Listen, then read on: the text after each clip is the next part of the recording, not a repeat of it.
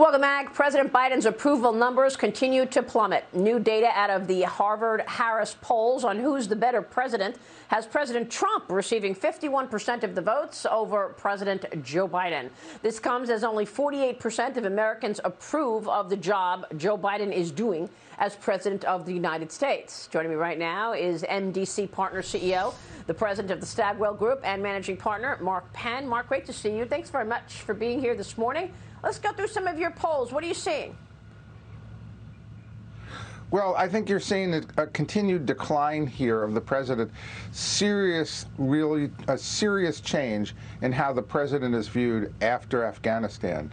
57% say he may be too old to be president. 49% don't think he's mentally fit. His overall approval is 48, down 4 points. But when you look at the specifics of what kind of job is he doing on Afghanistan, only 35% approval. Immigration, 40% approval. You see some serious problems here. And on top of that, the difference that between the Democrats and the Republicans has narrowed to nothing. The Democrats had a significant lead before in terms of approval over the last 6 months. Yeah, I mean, Mark, unfortunately, this is not just about politics, right? I mean, right now, what we're seeing is the sentiment about Afghanistan returning to become a terrorist haven. I was told over the weekend by my guests on Sunday Morning Futures that there are planes going back to Afghanistan and they are jam-packed with wannabe terrorists, that you've got, wannabe al-Qaeda fighters wanting to get back in the fight. So they're getting on a flight in Qatar, they're going to Afghanistan, and they're getting trained. One other congressman said to me, you know what the initiation fee is to become a member of ISIS? It's kill a hostage.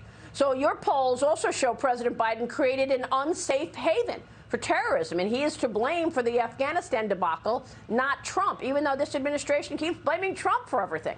40% of Americans support Biden's policy on Afghanistan.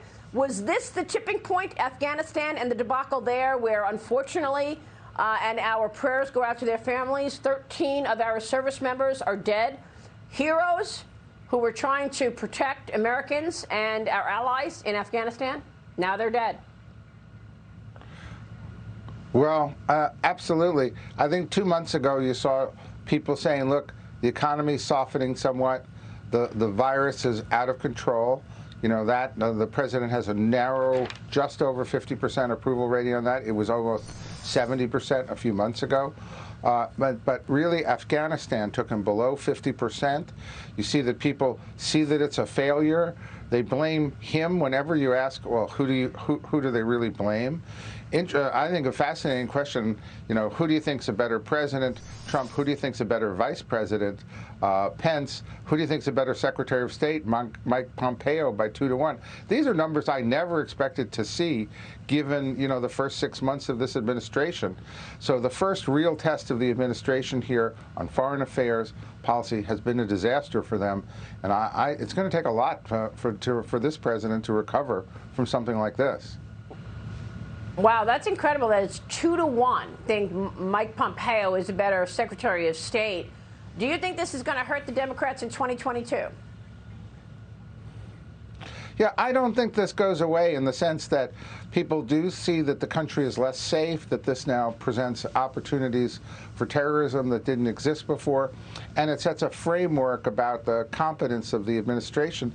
And now they're barreling into a $3.5 trillion program with large tax increases. That doesn't strike me as the most popular program either.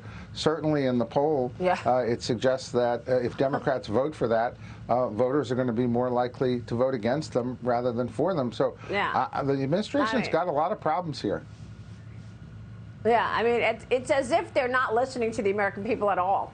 They're just driving their narrative and driving their plans through. We want to fundamentally change the economy. We want to make it a green economy, regardless of what the people want.